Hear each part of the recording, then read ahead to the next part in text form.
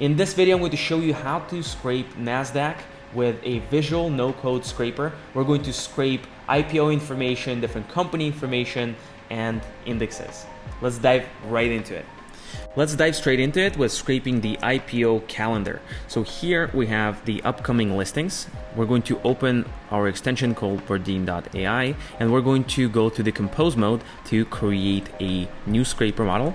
And here it looks like the data is in the table format. So we're going to pick the table scraper. Here, let's visually pick this element. And then on the side, we have selected table. And let's give our table scraper a name. So I'm going to call it upcoming listings IPO NAS. That's the name of our scraper model. Let's confirm. And the next thing we want to do is we want to get data using this scraper model. Upcoming listings. And let's run this playbook, and here we have the listings. The next thing that we want to do is we want to make this information actually useful. So let's upload it to a Google Sheet. We're going to create a new sheet, and we're going to give it a name, upcoming listings. So the sheet has been created, and from here I want to add information to that spreadsheet. I'm going to say, okay, let's do append, which is another word for adding table rows to a sheet, upcoming listings, from table, and let's pick the table that we've just scraped. Let's click on run this, and the information has been added. So let's see the results. We just clicked view, and here we have all of the data from this page. Obviously, we would not want to create a new scraper model every time and reproduce those actions, so we can do this in the form of a playbook.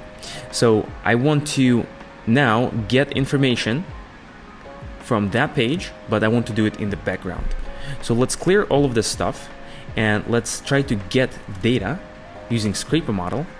Mention the model that we created, upcoming listings, and then now we're going to use that scraper model on a specific URL, and here we can input the URL.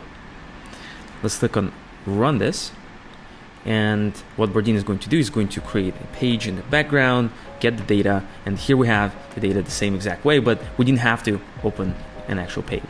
So now we want to once again add this information, append information to a spreadsheet. So let's do the same sheet, upcoming listings, from table, and then we can add this information to that spreadsheet. Let's click on run this, and the information is added right now. Now what we want to do is we want to create a trigger that runs the background scraper on a specific URL and adds information to the spreadsheet. So what we're going to do is we're going to save this, and we're going to say upcoming listings scraper. And here we do not want to parameterize any of those things. For example, parameterize means that you get to pick the spreadsheet every time you run this command. So in this case, we have the two commands. Let's save the playbook. And again, let's delete all of this information, and let's try running it in a single click by navigating to playbooks. So we're going to run the scraper, and the information was already populated. So now let's try to scrape this website in the background, but periodically. So want to say when time has passed the duration of, say, 15 seconds, then, and then we're going to run this playbook instead of us having to click it automatically. So let me clean this up, and let's run this automation. So it's a scheduled operation, and it's going to be run every 15 seconds or so. You can go to the automations tab and see all of the command invocations. And there we have it. Here's the execution of this command. Let me delete this, and instead I'm going to say, okay, I want to run this command when time has passed the duration of 1 day. Then I want to run this playbook. So this way, every morning or every 24 hours, I'm going to have a new fresh spreadsheet of all of the listings. The cool thing is that you can add even more information from other tables to this exact spreadsheet. You can do your individual calculations, etc. So this was the table scraper. Now let's try to scrape an individual company stock price. Here we have Tesla. So let's try to scrape it with the new scraper model. Let's go to the compose mode once again, clear everything, and let's create a new scraper model. In this case, we're going to use an individual scraper model. So there are no list items and there's no table that we want to scrape. We want to instead scrape individual elements from a page. So let's do the ticker. Let's do the price. Confirm. Let's do the change, which can be calculated anyways, but it's all right. Let's get the when updated information, and then from here, what else do I want to get? Let's get maybe the name of the company. Do I want that? Okay, let's do the full name of the company. I want to get the highs and lows, volume, let's get the close price, and that's pretty much it. You can do the same thing with all of the other fields. This is enough information for me, and I'm going to call this a company scraper Nasdaq. This is the name of our scraper model. Let's confirm it, and now we want to get data using scraper model. Let's call it company scraper Nasdaq. Run this, and here we have the information. Now I want to create a new sheet. Call it Nasdaq companies.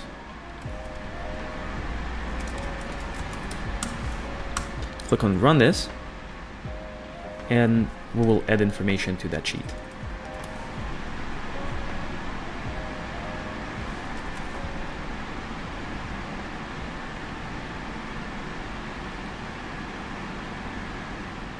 Let's open the sheet. The information has been added, and now we are going to create a playbook with the following commands. So let's get data using the scraper model, and let's add it to the sheet, and we're going to call it companies scraper Nasdaq. 2 commands. Looks good to me. Let's click on save this playbook, and now let's try to navigate to another company's page, such as Apple. And let's try to apply the same scraper model on this page. So all I need to do right now is I just need to click this one button, and it's going to add the information using that scraper model to the spreadsheet. Here we have Apple. We can go to another company, GME. Click one button, and the information was added. You can do exactly the same thing with background scraping. And here's a little bit of a bonus trick for you. We can take screenshots of individual websites even on the background. And I'm going to show you exactly how to do this. This is particularly useful when websites are a lot more difficult to scrape.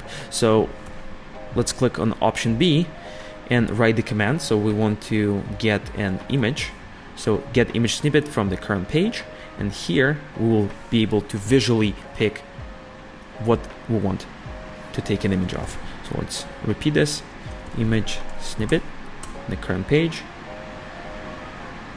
Here we can pick what we want to get the entire table, get the entire page.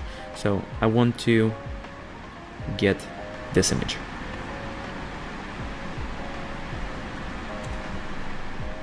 And here's our image.